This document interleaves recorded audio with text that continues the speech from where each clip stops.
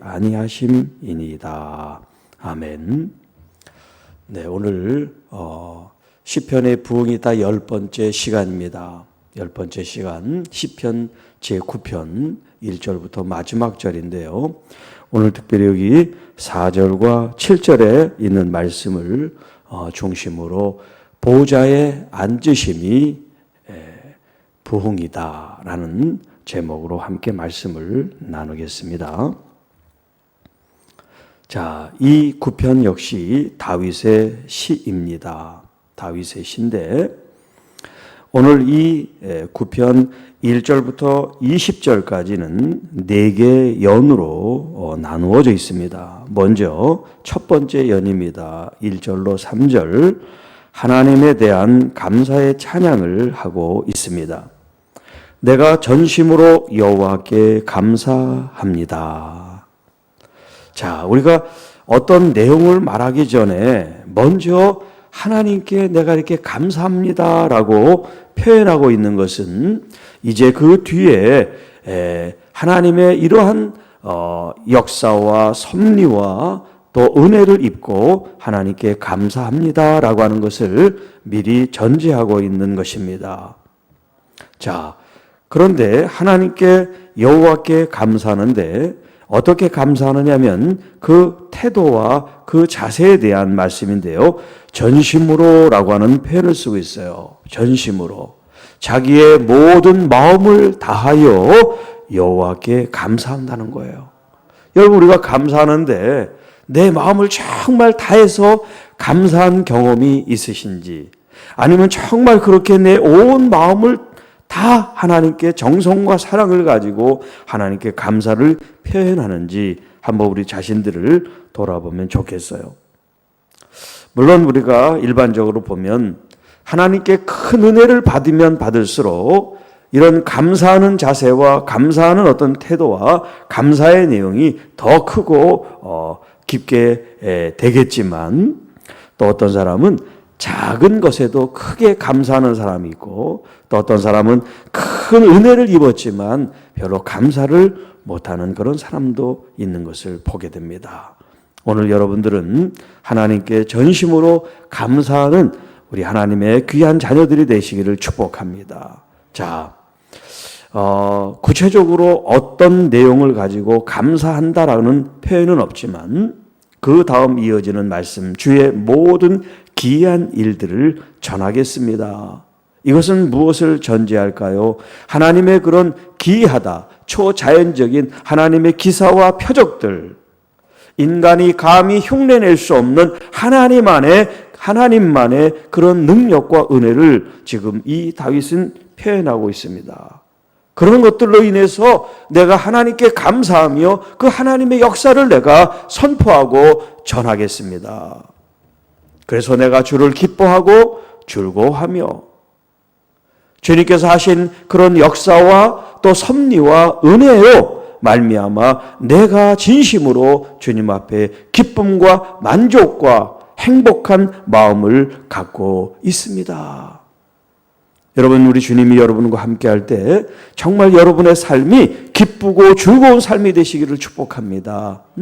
주님을 우리가 믿고 있으면서도 문제 앞에 날마다 무릎을 꿇으며 아이고 가슴을 치는 그런 모습이 아니라, 아무리 큰 문제가 여러분 앞에 와도 우리 주님은 더 크셔서 그 문제를 해결하실 수 있는 분이라는 믿음을 가지고 여러분의 내적 기쁨, 내적인 평안과 그 즐거움이 여러분 안에 충만하기를 바랍니다. 지존하신 주의 이름을 찬송합니다. 지존하시다고 하는 것은 가장 높다라는 표현이에요.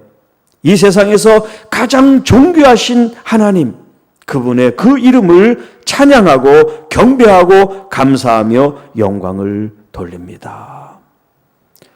자, 그러니까 우리가 찬양하고 하나님께 영광을 돌릴 때는 위에서도 전심으로라는 표현을 썼지만 내 모든 것을 다하여 주님을 찬양하고 예배하고 경배하는 그런 마음을 가져야 돼요. 왜냐하면 그분은 가장 높으신 분으로, 가장 존귀하신 분으로 우리의 모든 것들을 받으실 그런 권리가 있으시고 마땅하신 분이기 때문에 그렇습니다. 자, 내 원수들이 물러갈 때 주 앞에서 넘어져 망하게 될 것입니다. 자, 우리가 이렇게 하나님을 기뻐하고 즐거워하는 이 자체가 뭐냐면 여러분 영적 전쟁의 하나의 이 전략이고 무기가 될 수 있어요. 왜?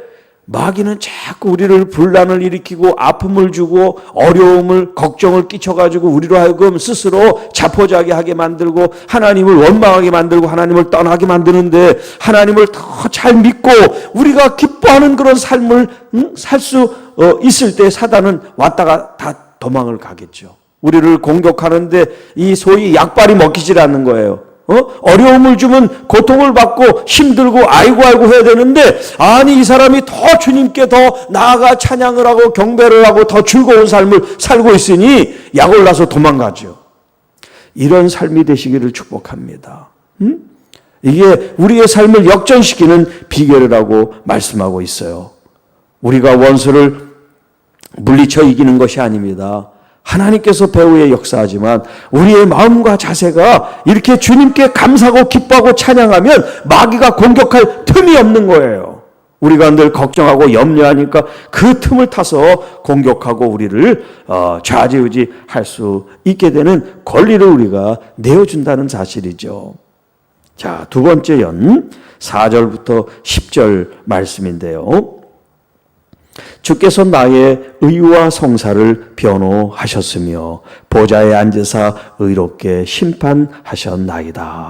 자, 여기 보좌에 앉으신다라는 표현이 있죠. 보좌에 앉으신다.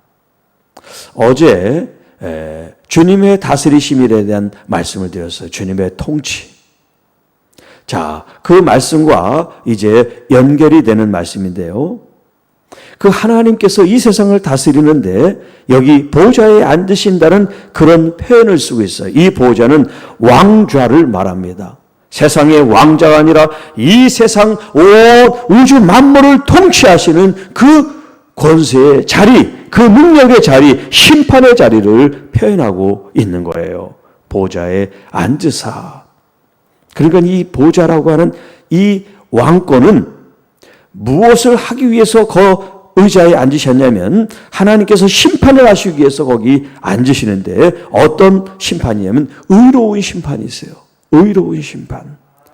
계속해서 말씀하지만 하나님의 심판에는 하나님의 의가 있다 그랬죠.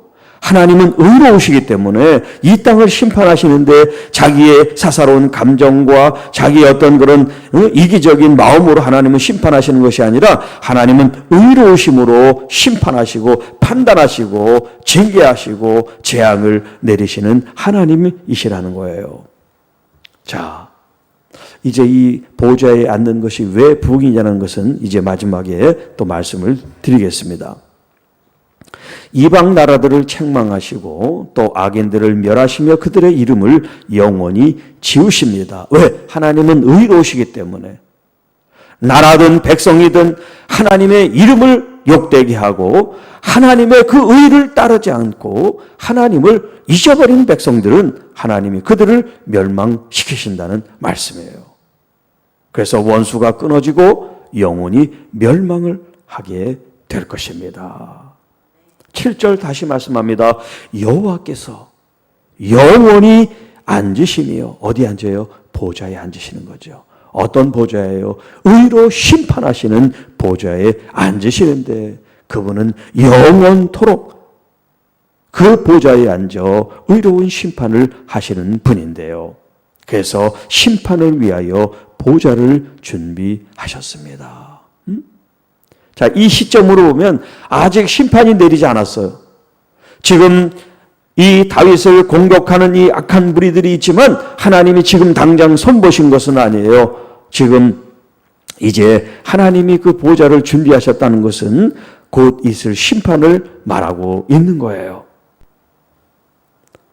그래서 공의로 세계를 심판하시고 정직으로 만민에게 판결을 내리시는 분이 여호와 하나님이시고 그분은 의로운 보좌에 앉으신 분이다라는 표현을 쓰고 있습니다.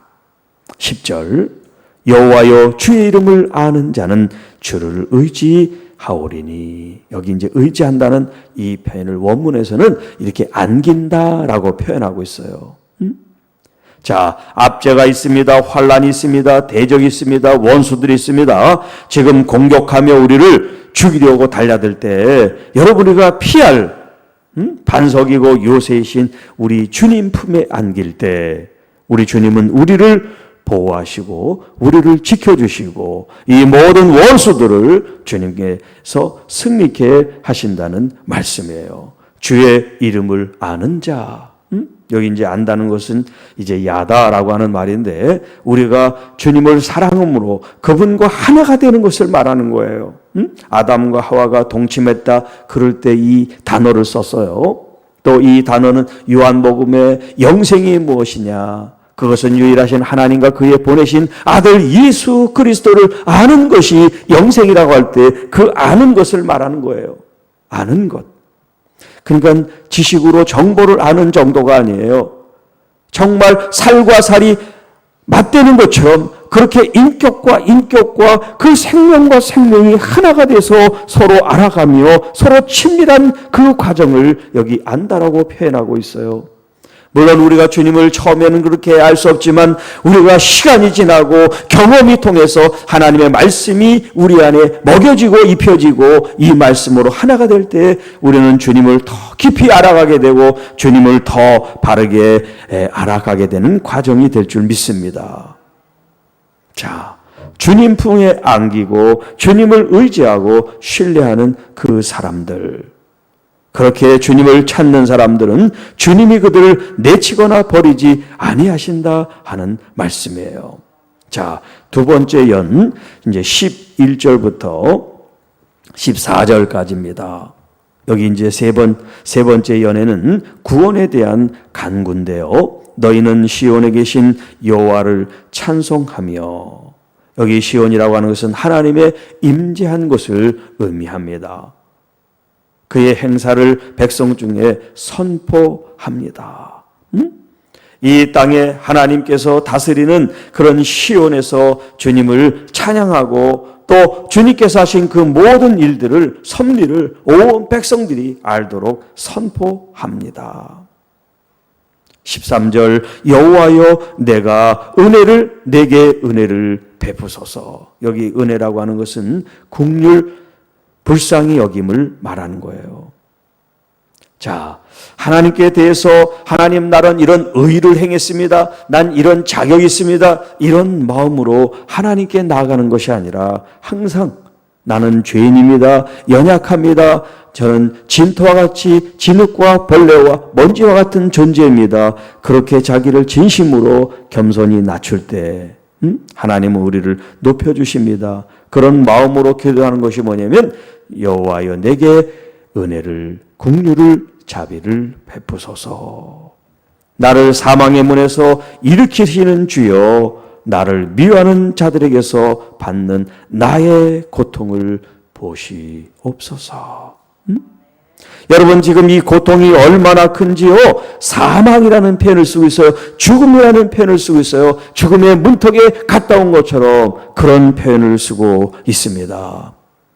그러나 죽음의 문턱에서도 하나님 우리를 건지시는 분이십니다. 살리시는 분입니다. 그 하나님을 우리가 찬양하지 않을 수가 없어서 내가 주의 찬양을 다 전할 것이며 딸 시온의 문에서 주의 구원을 기뻐할 것입니다. 아까는 사망의 문이었습니다. 그러나 지금은 이제 여호와 하나님 계신 그 성전, 그 거룩한 곳 시온의 문에서 주의 구원을 기뻐하겠습니다.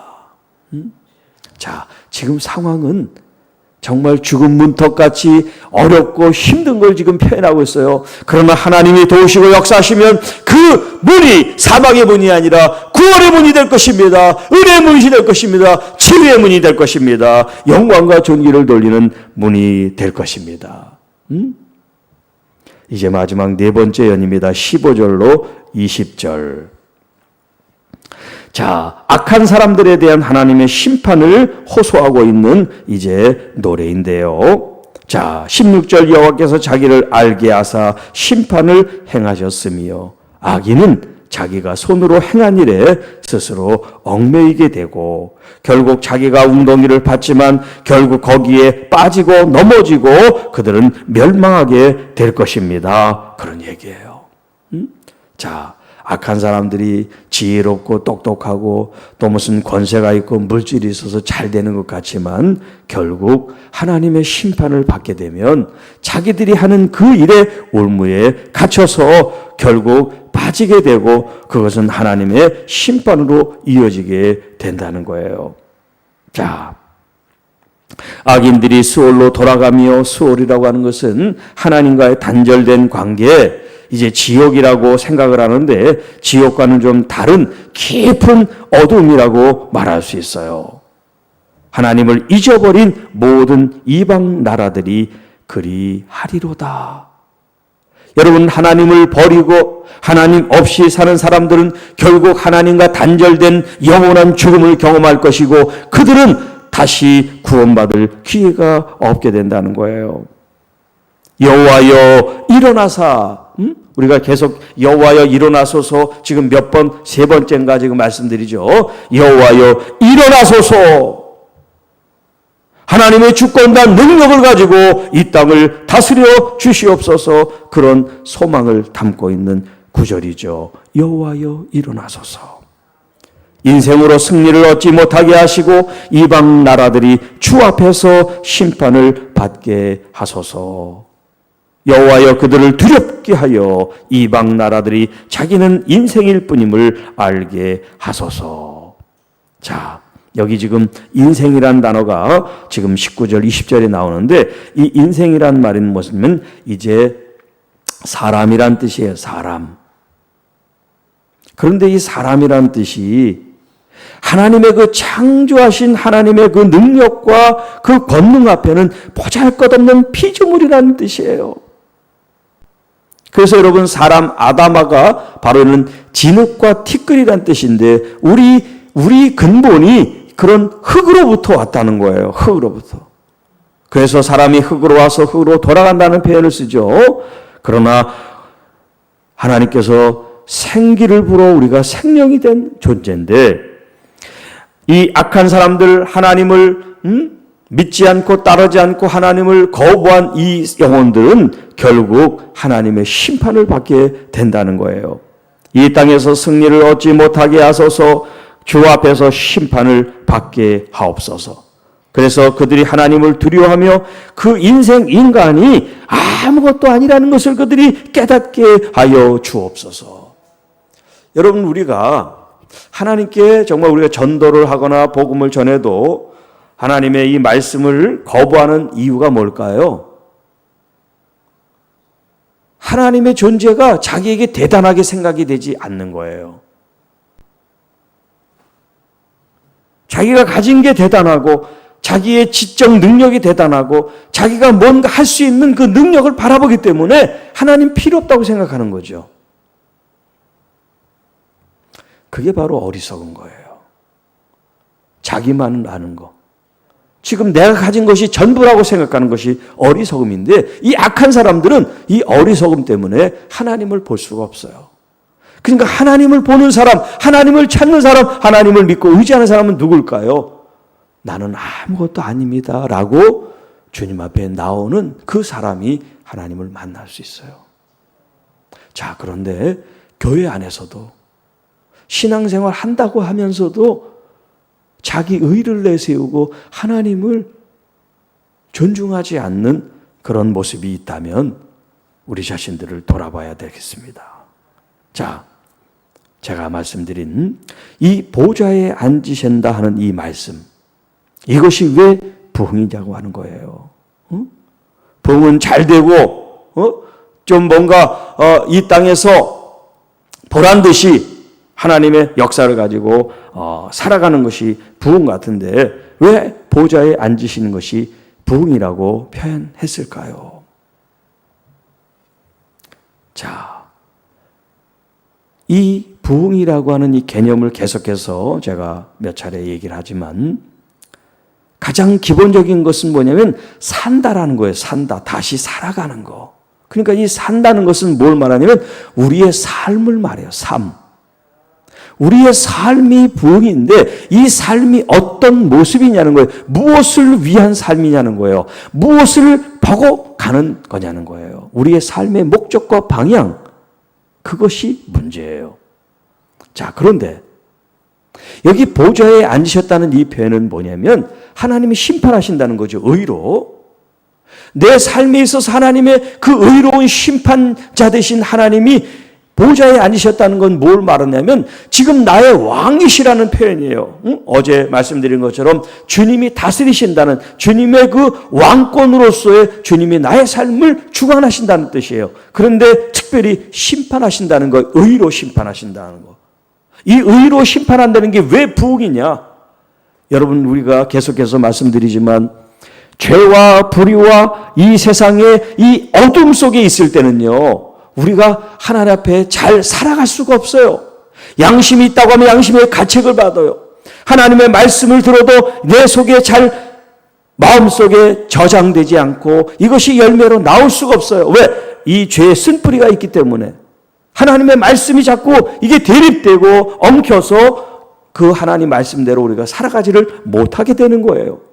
그런데 이 보좌에 앉으신 분이 의로우신 분이라 우리를 심판하시는 분이기 때문에 우리가 그분을 대면할 때 가장 먼저 해야 될 게 뭐냐면 참된 회개인 겁니다.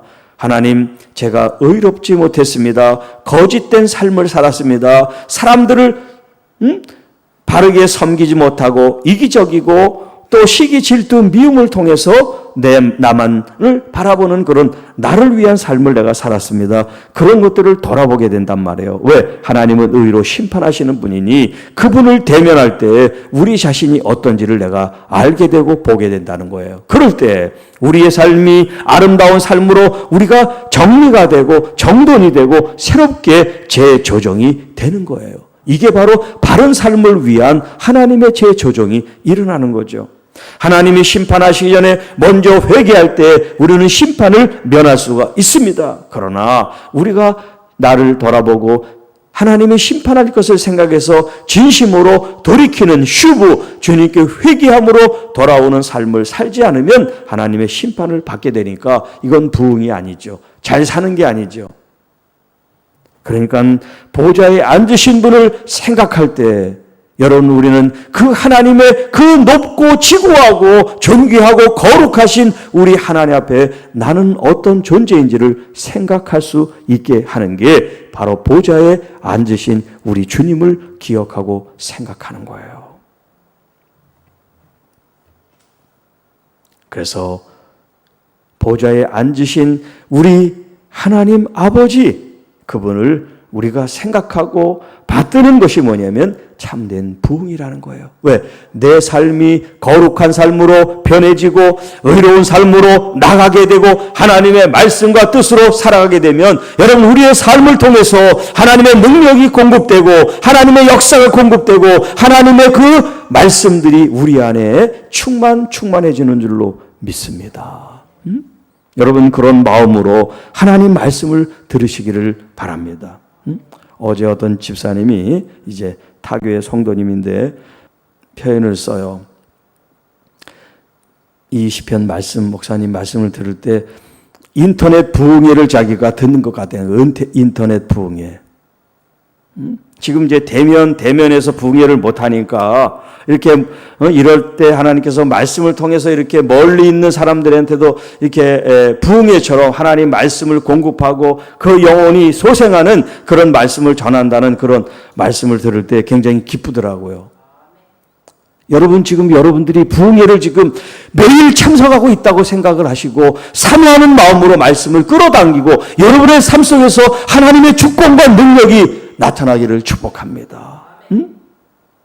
가시적인 어떤 부요가 갑자기 생기고 질병이 떠나고 어떤 그런 역사가 일어나지 않더라도 여러분의 마음이 불안하고 걱정과 근심과 그런 좌절과 그런 절망을 경험하다가 하나님의 말씀을 받고 그 말씀을 통해서 기쁨과 감사, 찬양으로 여러분이 바뀐다면 이게 바로 부흥인 것입니다. 이 삶을 통해서 여러분의 육체도 바뀔 것입니다. 여러분의 환경도 바뀔 것입니다. 하나님을 신뢰하시고 보좌에 앉으신 우리 주님을 찬양하며 경배하는 여러분이 되시기를 주님의 이름으로 축복합니다. 하나님 아버지, 감사와 영광을 돌립니다. 하나님, 이렇게 매일매일 이 새벽에 우리 영혼을 깨우시고 또 말씀을 통해서 소생하게 하시고 부흥케 하시고 무엇보다 하나님을 더 잘 알고 더 깊이 알아가는 우리의 이 과정을 통하여 하나님이 우리에게 허락하신 은혜와 또 하나님이 계획하시고 섭리하신 역사가 우리 교회와 우리 성도들과 이 말씀을 시청하고 있는 모든 주의 자녀들과 교회 위에 임할 줄을 믿습니다. 하나님 더욱 힘을 주시고 주께 나아가는 저희들 되게 하시며 우리의 일상 가운데 하나님의 능력이 역사되게 하여 주옵소서. 하나님의 말씀이 능력과 은혜를 입게 하시고 그 말씀으로 살아가며 참 부흥을 경험하는 우리 모든 새벽 성도들, 우리 모든 교우들이 되게 하여 주옵소서. 주 앞에 드리진 예물을 축복합니다. 주의 은혜가 넘치게 하시고 기도하는 모든 제목이 응답되게 역사하여 주옵소서. 이 모든 말씀 우리를 권해주신 우리 구주 예수 그리스도의 이름으로 감사하며 축복하며 기도하옵나이다. 아멘.